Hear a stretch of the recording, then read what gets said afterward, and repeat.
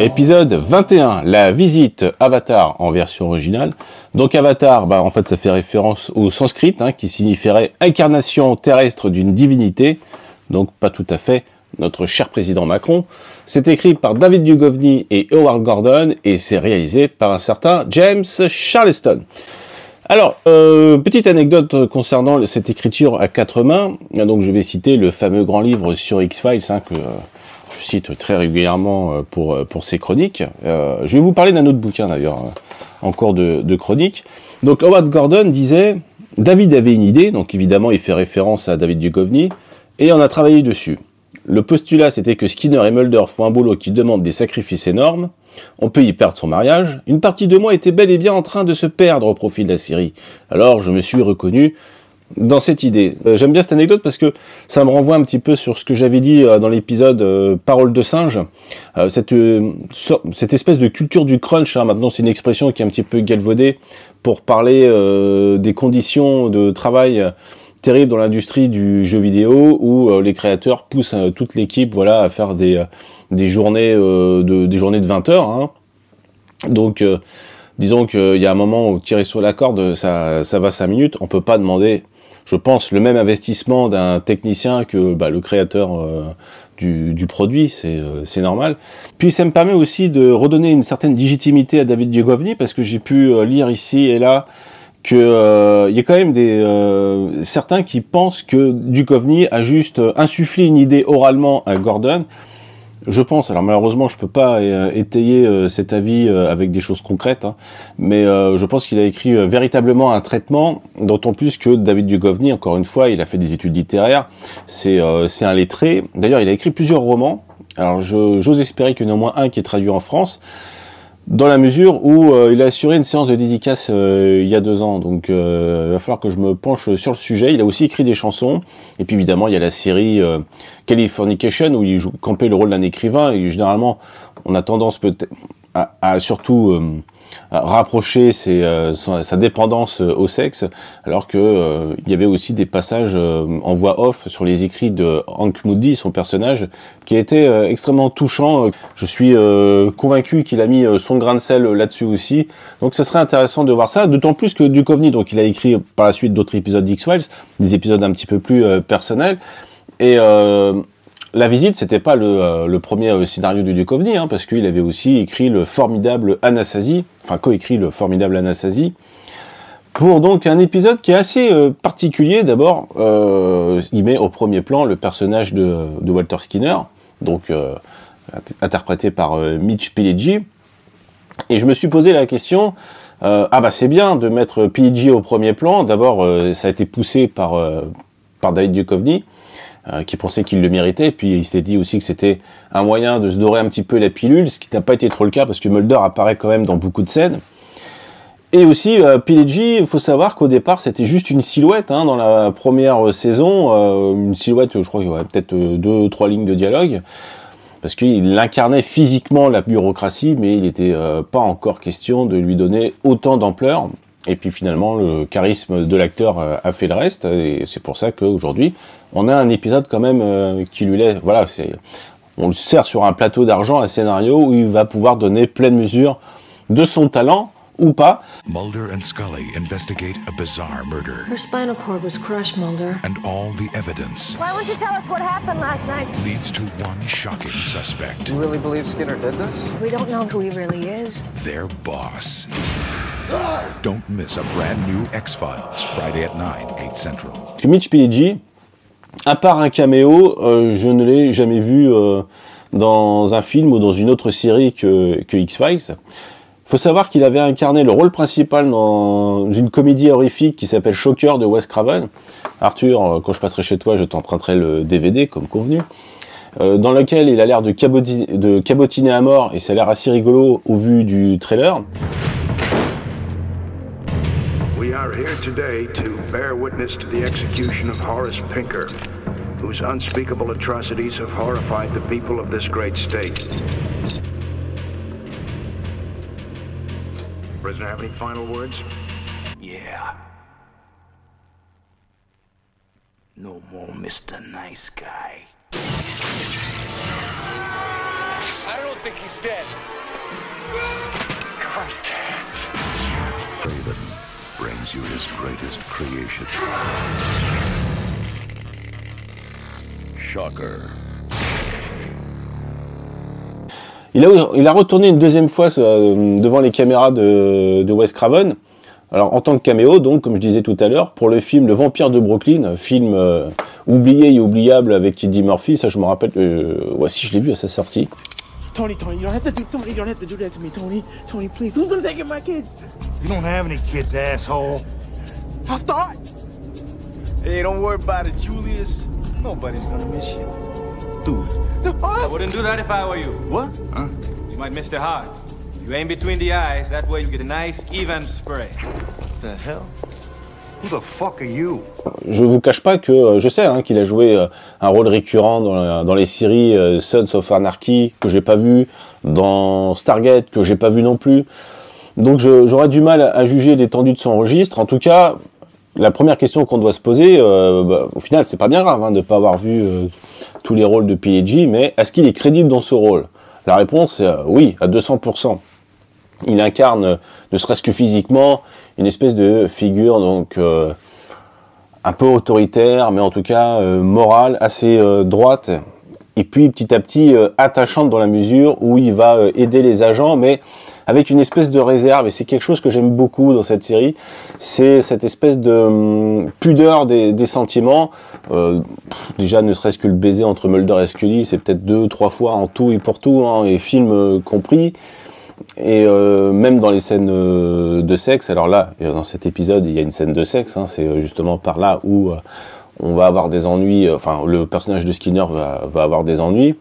Donc c'est une série qui n'est pas prude, mais en tout cas qui est plus dans l'attachement intellectuel plutôt que physique. Et c'est tout à son honneur, mais d'un autre côté, ça amène peut-être une certaine froideur. Et le personnage de Skinner, il a du mal à se livrer. On n'apprend pas grand-chose dans cet épisode.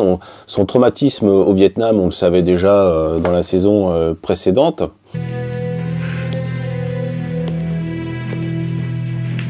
I told you once what happened to me in Vietnam. I was caught in an ambush. Yeah, you were the sole survivor. You also described what sounded like a near-death experience. There was nothing near about it, H.M. Mulder. I was a dead man. And that's when you first saw her? I saw lots of things over there. Et puis, il est assez monolithique, Mitch Pileggi. Alors pourtant, je n'ai aucun problème avec les acteurs monolithiques. Je pense en particulier à Charles Bronson, qui n'a qu'une note. Mais alors, quelle note Il suffit de froncer les sourcils pour capter l'attention du spectateur, qui est parfois touché, mais fasciné tout le temps. Pareil, Bronson, en fait, il a été second rôle pendant des années. Il a vraiment percé à 50 ans. Mais après, vous avez plein d'acteurs de second rôle qui...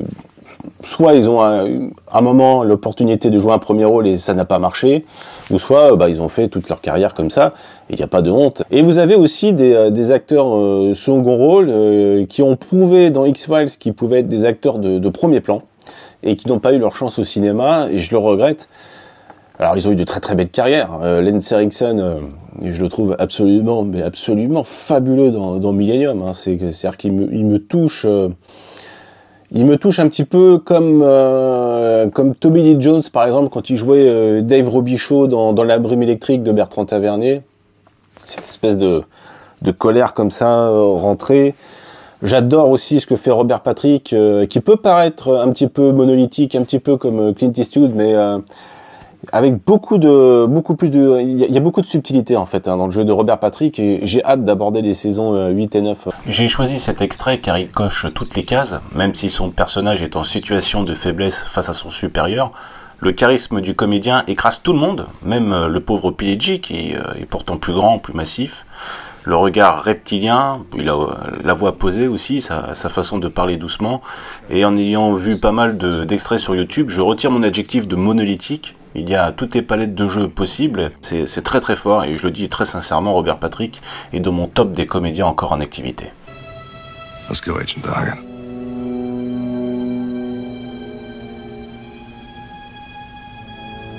Now, Mais par exemple Terry O'Quinn, qui a eu un peu plus de place avec dans la série Millennium, mais surtout avec la série Lost, que j'ai trouvé absolument formidable. Voilà, ce sont des comédiens qui, voilà, ça me vient pas tout de suite à l'esprit, mais n'ont pas eu de premier rôle au cinéma. Et Mitch Pileggi, je me demande si, sorti de Skinner, eh bien, peut-être qu'il serait un peu, il aurait un petit peu de mal.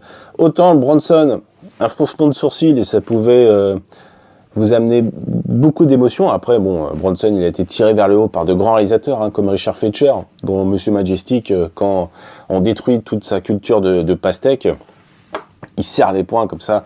Il y a quelque chose de vraiment... Et puis, il est très crédible aussi en paysan.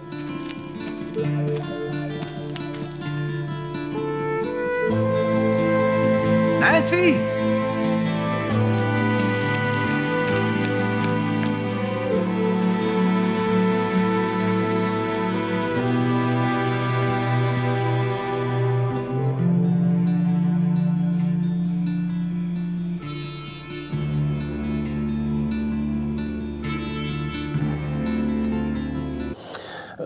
Pileggi, j'ai l'impression qu'à part jouer des maxillaires, eh ben ça risque d'être un petit peu compliqué, d'autant plus que son personnage, c'est un contrôle fric. C'est un terme que j'ai vu dans ce petit guide sur la série, qui est franchement pas mal, hein, dans la mesure où son auteur sort des sentiers battus. Bah, par exemple, j'ai eu le plaisir de découvrir qu'il réhabilitait Hell Money, donc la règle du jeu, que j'aime beaucoup, hein, en y repensant, et j'y repense encore, hein, sachez à cet épisode.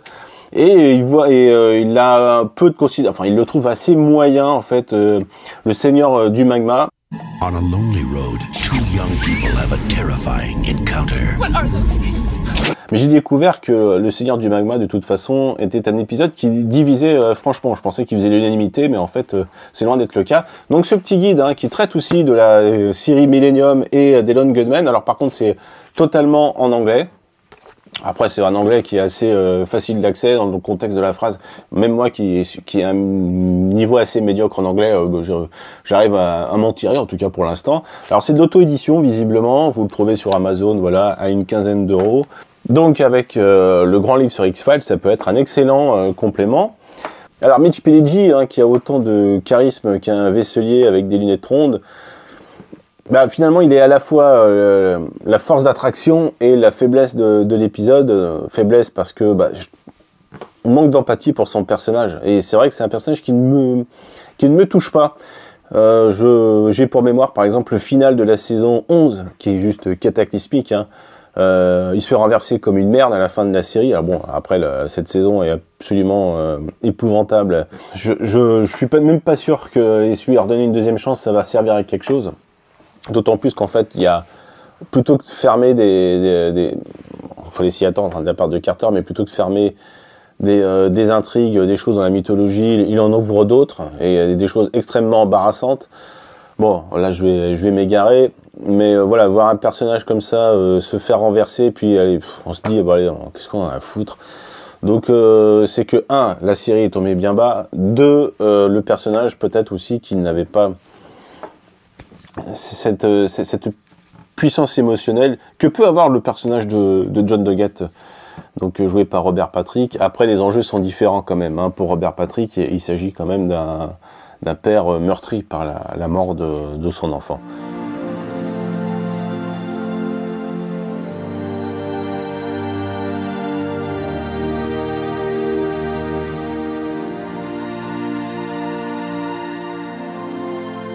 Ensuite, alors il y a d'autres petites choses, voilà, qui sont un petit peu dommageables, hein, dans cet épisode, c'est que vous avez une espèce d'aura fantastique comme ça qui voile un peu l'épisode, qui est avant tout une intrigue policière. Effectivement, le personnage de Skinner souffre d'insomnie, il a des hallucinations qui le font visualiser donc une vieille femme, hein, des moments plus ou moins opportuns au détour d'une promenade, au-dessus de lui quand il est en train de faire l'amour avec une femme séduite dans un bar. Alors d'ailleurs, ces hallucinations ne me font pas tellement flipper. Je trouve qu'elles ressemblent plus, parce que c'est pas une vieille femme comme la vieille dans Shining, c'est pas comme la vieille dans Jusqu'en Enfer. Non, elle ressemble plus à la dame pipi au sortir du métro Montparnasse. En tout cas, moi j'aimais beaucoup de jardin. J'ai toujours un gros potin avec moi. Regarde, ça désinfecte la jambe. Après, donc, cette vieille femme serait une succube. Donc, une succube, c'est un démon femelle, en fait, qui s'accouple à un homme pour le tourmenter. Bon, pourquoi pas. Le problème, c'est que les effets sont mal amenés. Par exemple, il y a ce passage où on cite Ne vous retournez pas de Nicolas Roeg. Pareil, hein, Arthur, si tu as le DVD, je vais te l'emprunter.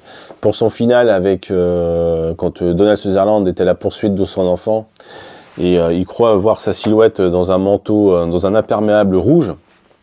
Donc même si j'ai pas vu le film, c'est un film qui est en tout cas archi commenté.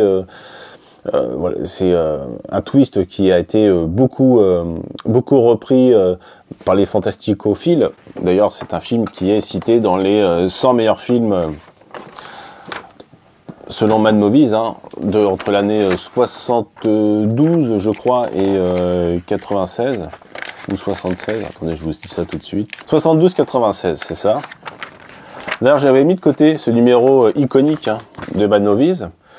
Parce qu'il y a une interview de Mitch Pileggi, il y a une interview donc de Mitch Pileggi qui est franchement pas mal et qui explique un petit peu comment il a calqué son jeu. En fait, il s'est inspiré involontairement de son père. Il dit « Un vieux dicton dit qu'on finit toujours par ressembler à ses parents. Mon père est décédé depuis 2 ans et demi. Bien entendu, il a eu une très grande influence sur ma vie et sa disparition m'a bouleversé, mais je ne pensais jamais lui ressembler. » Ensuite, donc, il raconte une partie de son enfance et il y avait un jour où son père l'a emmené à son travail.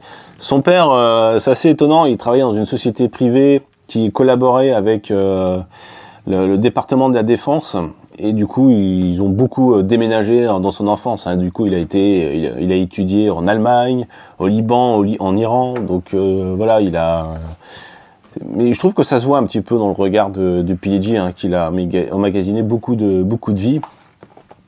Donc il disait, son père portait le costume, les lunettes, il était chauve, hein, il était juste un peu plus petit que lui.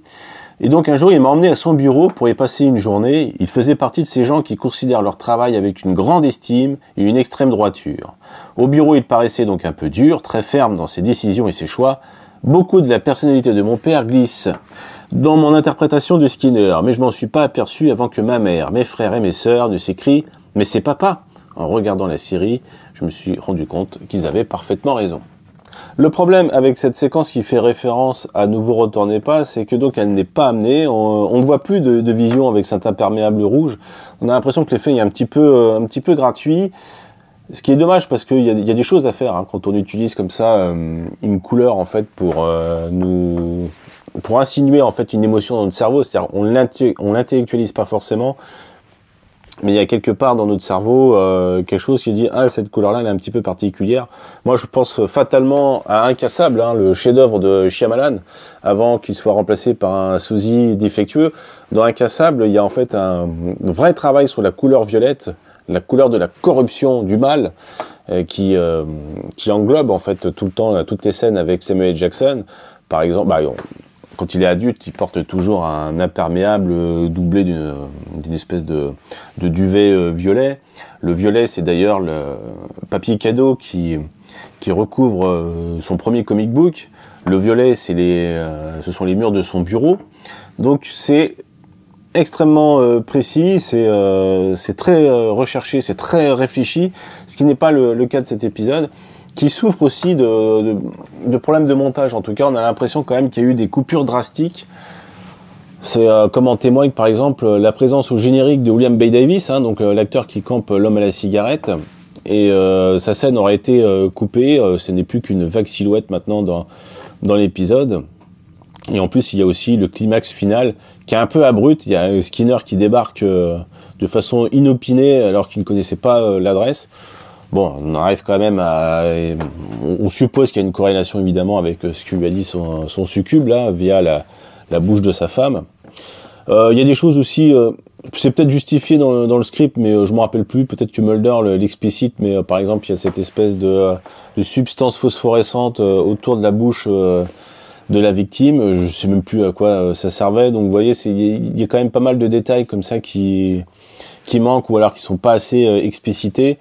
Mais c'est pas grave finalement parce que dans l'ensemble, on arrive à suivre. Il y a une vraie ambiance. Ça mêle donc l'intrigue policière, le fantastique, voire l'horreur, et puis aussi la mythologie, la conspiration, parce que on vise Skinner. Hein, on n'a pas réussi à le buter dans le diptyque l'épave. Donc là, on essaye finalement de le foutre en tôle, enfin de l'accabler d'un crime qu'il n'a pas commis. Donc au final, il marque. Ce n'est pas aussi abouti que j'aurais souhaité l'être, mais c'est pas bien grave. En tout cas, ça démontre que la série ne cesse de se renouveler, que ce soit en faisant un épisode très décalé comme le Morgan, que ce soit un épisode comme ça qu'on peut complètement arraché de la série habituelle comme la règle du jeu, et donc celui-ci où ce sont pas nos deux agents dans les rôles principaux. Donc je trouve ça très audacieux, c'est à saluer. Après tout, par exemple, il y a la saga Halloween qui avait essayé avec le 3e épisode qui n'était pas consacré à Michael Myers, c'est un très bon épisode d'ailleurs. Donc moi j'aime bien, voilà, ce genre d'audace, il faut continuer. On verra par la suite si c'est toujours le cas. Et voilà, ça sera tout pour aujourd'hui. À bientôt, ciao.